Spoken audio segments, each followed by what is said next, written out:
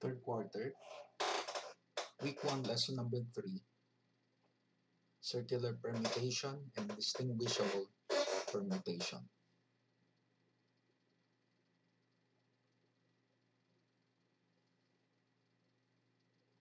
Let us have the recall. In how many ways can you arrange each of the following groups of students in a line? We have 3 examples. Number 1, suppose a group of students, or suppose we have a group of 3 students. In how many ways can we arrange these 3 students in a line? The answer is 6. Now, before we continue with the solution to number 1, let us have example number 2.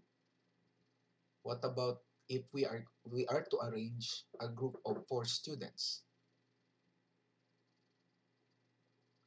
How many ways can we arrange these 4 students?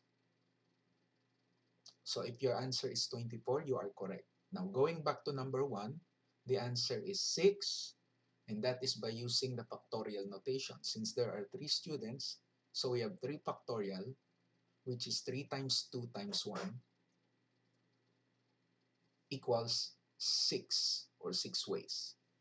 And as for 4 students to be arranged in a line, there are 24 ways, so that is 4 factorial, which is 4 times 3 times 2 times 1, and that is 24 ways. Next, third example, what if the number of students is now 5? In how many ways can we arrange them in a line? So again, we use the factorial, so we take the factorial of 5. That is 5 times 4 times 3 times 2 times 1, and that is 120 ways.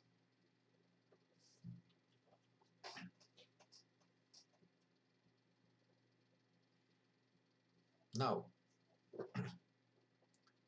would the number of ways change if each of these groups were sitting around a round table instead? So this time, we will be discussing the permutation of a number of students, this time arranged in a circular manner. So going back to those previous examples, saying number 1, again, how many ways can we arrange these 3 students in a line? That is 3 factorial, which is equal to 6. Now, what if these 3 students are to be placed around, are to be seated around a round table? Yan. Possible ba na ang number of ways pa rin ay 6? Tingnan natin. Yan. So at this point, we place these 3 students around a round table. So let us find out how many ways can we arrange these students around a round table. So at this point, we have way number 1, wherein this is where we place student A. Here. This is student B. We place that student here. And below is student C. So pag binago natin ang pwesto nilang tatlo, okay, at this point, it's 1. So pag binago natin ang pwesto ng tatlo, like this, pang ilang way yan? Let us find out. It is still 1. Hindi siya 2. So pag binago pa rin natin uli, it's way number 1 pa rin. Bakit? Simply because ang pinag-uusapan natin dito yung arrangement nila. So, kung babalikan natin, yung original position nung tatlo, Okay, nandito si student A, nandito si B, nandito si C. So kung oobserbahan natin yung order ng pagkakaupo nila, we have A, B, C. Okay? So kapag nag-transition sila, yung order pa rin nila na pagkakasunod-sunod, ganun pa rin. So we have A, B, C. Kumbaga, parang pinihit lang natin yung table. But still, yung order ng pagkakaupo nilang tatlo, parehas lang. So kapag pinihit pa natin yung table ng ganito, clockwise, ang bilang pa rin ng arrangement nila ay 1. Okay? So B. Kumbaga, parang yung relo mo, inikot mo, pero yung position ng 12 numero na nakapaligid doon, ganun pa rin. Okay? So, hindi na bago yung arrangement. So, ganun din dito, parang pinihit lang natin yung round table. Pero yung order ng student A, student B, at student C, ganun pa rin ang pagkakasunod-sunod. Now, paano natin i-arrange yung tatlo kapag nakapalibot sila ng ganito sa round table? Okay, so ganito yan. So, ang idea dito is, i-fix natin yung isa sa tatlong estudyante. Okay, let us say we fix the position of student C. So, ang gagalaw lang dyan yung dalawa.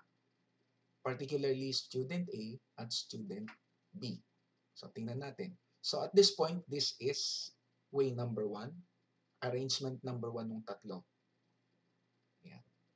Then, we change the position of student A or student B. So, this is now way number 2. Now, meron pa bang arrangement tayong pwedeng gawin na kung saan nakapix pa rin yung C? What do you think? So, kung wala na, ibig sabihin, the number of ways the 3 students to be seated around this table is just 2 ways. Okay? So, yan yung sagot.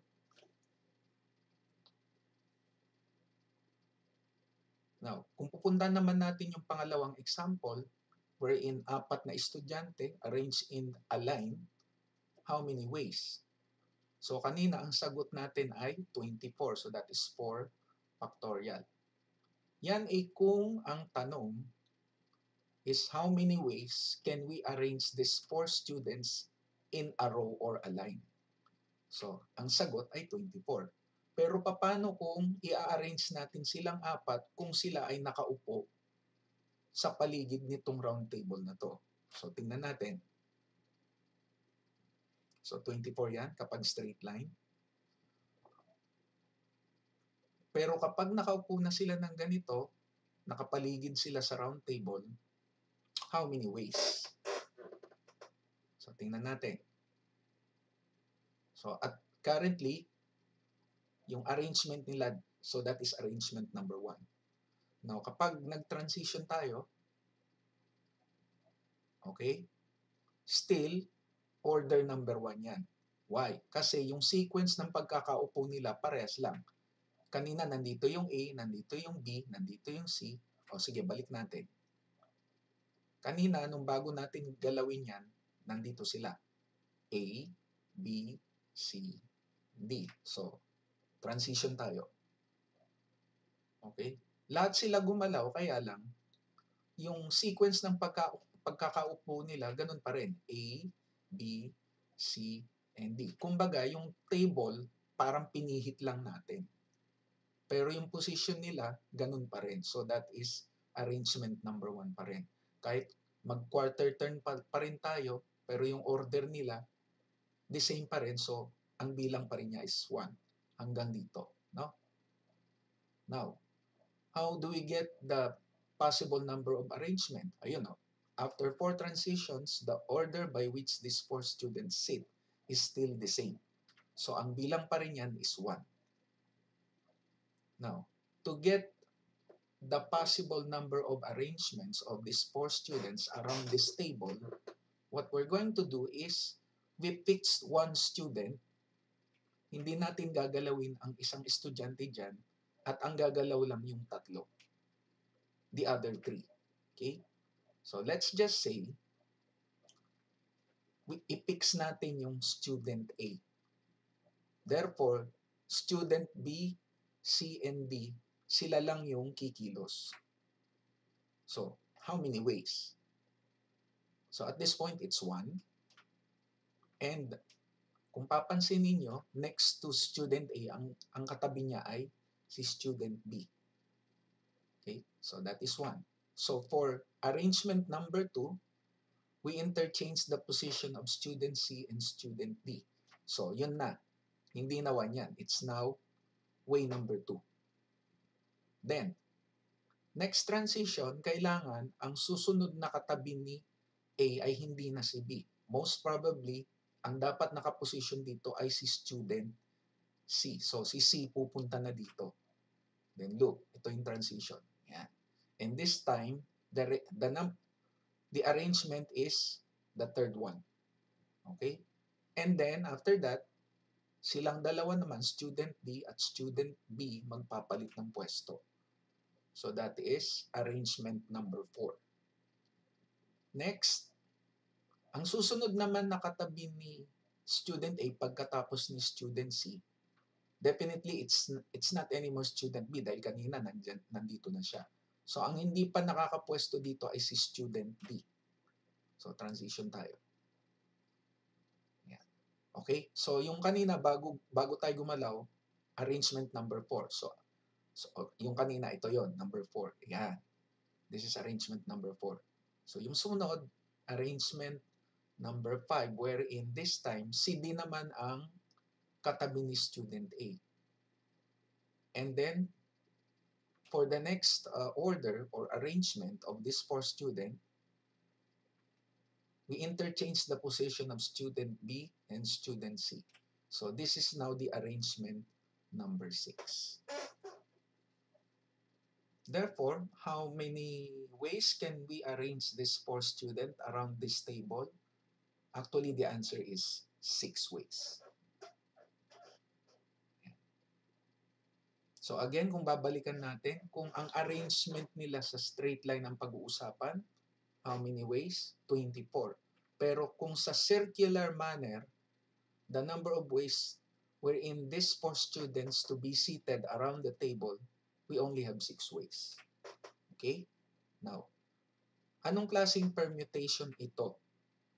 Itong pinag-uusapan natin. Actually, ito yung tinatawag nating circular permutation. Okay? So from its definition, when we say circular permutation, it is the total number of ways in which n distinct objects can be arranged around a fixed circle. For example, if 4 students are sitting on a round table, the arrangements such as student A, B, C, and D, and another arrangement such as student B, C, D, A. And then we have arrangements student C, D, A, B, and the arrangement of 4 students such as students D, A, B, C. Silang apat, ang bilang lang natin sa kanila ay isa lang. Okay? Kasi ang pinag-uusapan dito, yung arrangement nila na nakabilog sila. Pero kung straight line na gaya niyan, independently, ang bilang nila 4. Pero in circular manner, silang 4, ang bilang lang sa kanila, isa lang. Okay? Yun yun. Kasi si D, ang susunod sa kanya, A. Okay? Parang ganito, ibilog nyo lang itong 4. Parang looping lang mangyayari. So, alam natin na pagkatapos ni B, si C, which is pupunta dito. After C, we have D. Okay? After D, we have A. So again, silang 4, ang bilang nila ay isa lang. Kung circular. Pero again, ulitin ko, pero kung linear, ang bilang sa kanila 4. Okay? Now, Okay, so ito na. So these four arrangement are all considered the same because one can rotate to match the others. Yun. Okay? Now, ano yung formula ng circular permutation? Ito yun. So for the formula of this circular permutation, we have P, which is equal to the quantity n minus 1 factorial. Okay. So using that formula, we go back to those examples. For number 1, to find the number of ways to sit 3 students around a circular table, okay, balikan natin to. So we use now the formula of the circular permutation. P, which is equal to the quantity n minus 1 factorial, where n denotes the number of students involved. So it's 3. With that, we plug in the value of n to the formula. So that is quantity 3 minus 1 factorial, or that is equal to 6. Or 2 factorial, and then, hindi pala 6. 3 minus 1 factorial, so that is 2 factorial, which is equal to 2 ways. Kanina yung 6 ways na sinabi ko kung sila ay arranged in a straight line. But here, they are arranged around a round table. Okay? Yan. Next. Number 2, find the number of ways to sit 4 students around a circular table. So, binalikan natin yung sumunod na example. Ayan. So, kanina, we found out that the number of ways is 6. Now, what if we use the formula for the circular permutation? So, again, we use the same formula, P equals quantity n minus 1 factorial, where n denotes the number of students, and that is equal to 4. So, substituting the value of n to the formula, so to find the required number of ways, that is quantity 4 minus 1 factorial. That is 3 factorial, which is equal to 6 ways. Okay. Next. For our third example, how about this one? How many ways or distinct ways can a committee of 7 people to be seated around a circular conference table? So again, we use the formula of the circular permutation, but first we declare the value of n. Now, since in the problem there are 7 people, therefore your n is equal to 7. Substituting the value of n to the formula quantity n minus 1 factorial, we can get the required number of ways.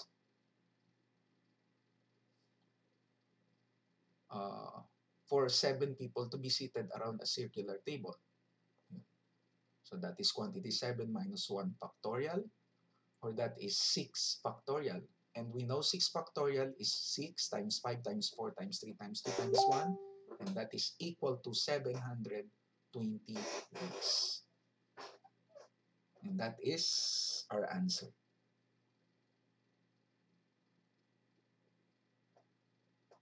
Next. We have another situation here.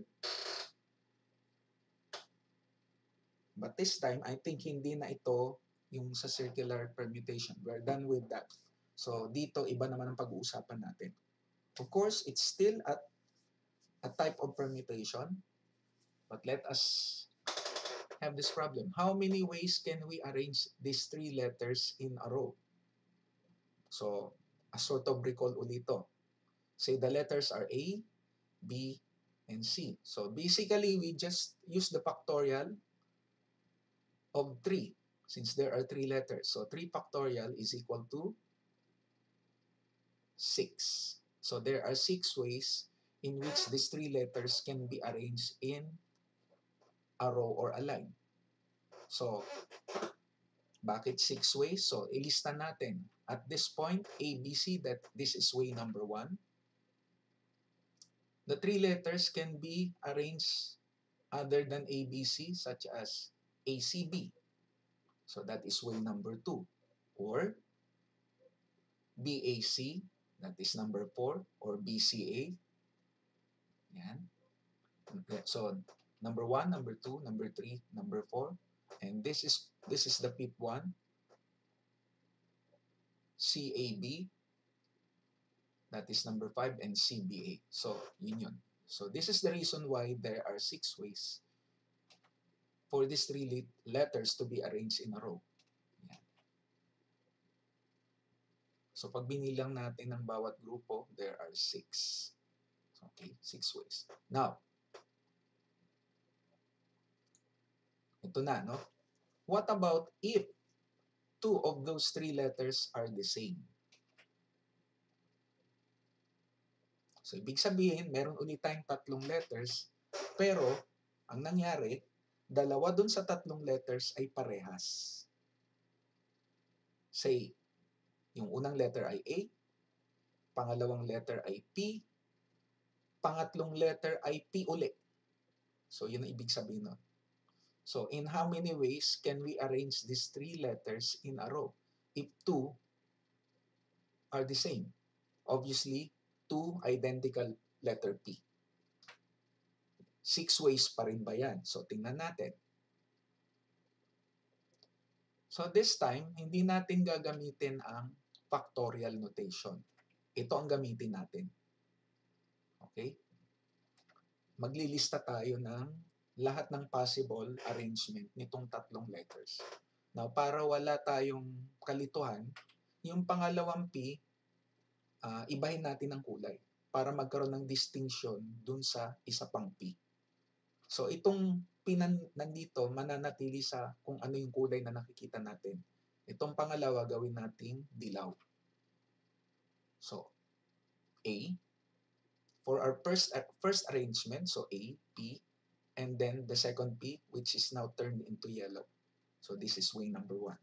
Next, A, yung yellow na P, and then P. So, nagpalit sila ng pwesto. Okay? So, this is way number 2. Next, P, A, P. Ayan. Yung pangalawang P naman ang nasa una. Then, AP. Then, P, P, A. So, nagpalit ng pwesto. So, this is the fourth one. Next, yung kulay dilaw na P, siya naman yung nasa unang pwesto. So, P, then A, P. Then, these two will swap their position. So, we have P, P, A. Ayan. Now, try to imagine na yung kulay dilaw na P, ibalik natin sa dating kulay niya. Originally, parehas, identical nga sila. But look at this 6 arrangement. Kung papansinin natin, may nadoble. So, bilugan natin yung identical dyan. Yung APP, parehas yan. Ano pa yung parehas na pwede nating igrupo? Yung PAP. And then, PPA. Now, yung dalawa na identical, ang bilang lang natin dyan ay isa. So, kung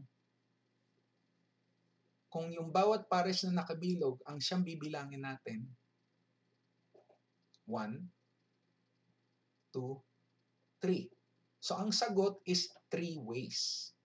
Okay? Yan. It's not anymore 6. So, lumilitaw, we can only count 6 ways if no 2 letters are the same. Okay? Samantalang dito, may dalawang letters na parehas. So, to get the number of ways by which these 3 letters are arranged, wherein 2 of those 3 letters are the same, the answer is 3 ways. Okay? So, ang tawag natin sa ganitong permutation na merong identical na item o letters, we call it distinguishable permutation. Okay, ano ba itong distinguishable permutation? Bukod dun sa example na pinakita ko. Okay, from the definition, the number of unique arrangements of n objects where n sub 1, denotes the number of identical objects of type 1. N sub 2 denotes the number of identical objects of type 2. Up to a certain N sub k. Actually, marami yan. Merong N sub 3, N sub 4, yun ang ibig sabihin ng ellipsis. Up to a certain N sub k, which is the number of identical objects of type k. Now, with these elements, definitely meron tayong sinusunod na rule or yung tinatawag na formula. And the formula is P for permutation of or distinguishable permutation, that is equivalent to n factorial over the product of n sub 1 factorial, n sub 2 factorial, and so on and so forth up to times n sub k factorial. So this is the formula. And with this rule, ito ang gagamitin natin para sagutan uli yung example. Balikan natin yung previous slide. Okay? And by the way, n is actually the sum of these elements from the denominator. So that is n equals n sub 1 plus n sub 2 and so on and so forth up to plus n sub k. Now, using the formula, balikan natin yung example sa previous slide. Ayan, yung kanina, di ba, yung nabilang natin. Now, aside from listing the arrangements to get three ways, this time we use the formula of the distinguishable permutation. Now, for the total letter denoted by n, that is equal to 3 since there are 3 letters. And then, we declare the number of 8 types. So that is your n sub 1, which is equal to 1. Isa lang naman yung a dyan. Then, the number of letter P of type 2. So that will be your n sub 2, which is equal to 2. And then, we use the formula. Since we only have 2 types of letters, so ang denominator natin ay n sub 1 factorial times hanggang n sub 2 factorial lang. Therefore, n factorial over n sub 1 factorial times n sub 2 factorial.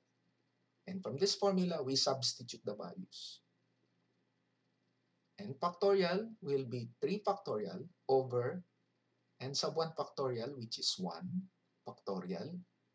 N sub 2 factorial is your 2 factorial. Then, we evaluate. We know that 3 factorial is 6. 1 factorial is 1 times 2 factorial, which is 2. So, 1 times 2 is 2. 6 divided by 2. So, the answer is 3 weeks, which is tama nga yung nakuha natin. Okay? Next.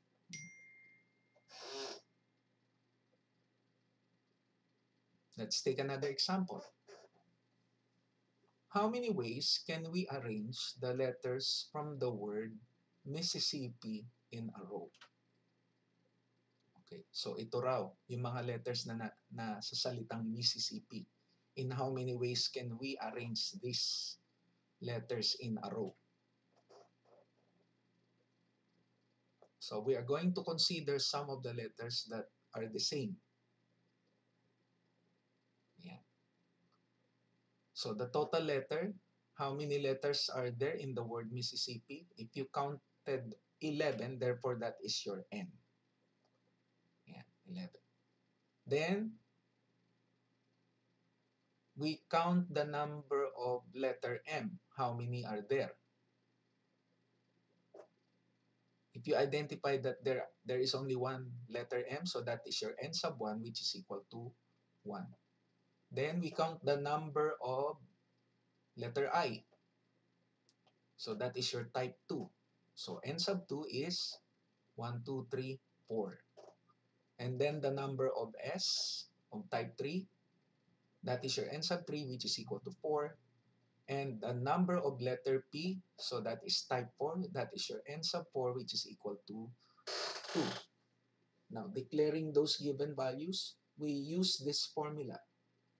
P, which is equal to N factorial over the product of n sub 1 factorial, n sub 2 factorial, n sub 3 factorial, and n sub 4 factorial. Okay. Substituting the values to the formula. So that is P equals n is 11 factorial over 1 factorial, 4 factorial, 4 factorial, and 2 factorial. Then we expand the 11 factorial from the numerator. So that is equivalent to 11 times 10 times 9 times 8 times 7 times 6 times 5 times 4. So bakit natin ginawang hanggang 4 factorial yung dulo? Ito yon.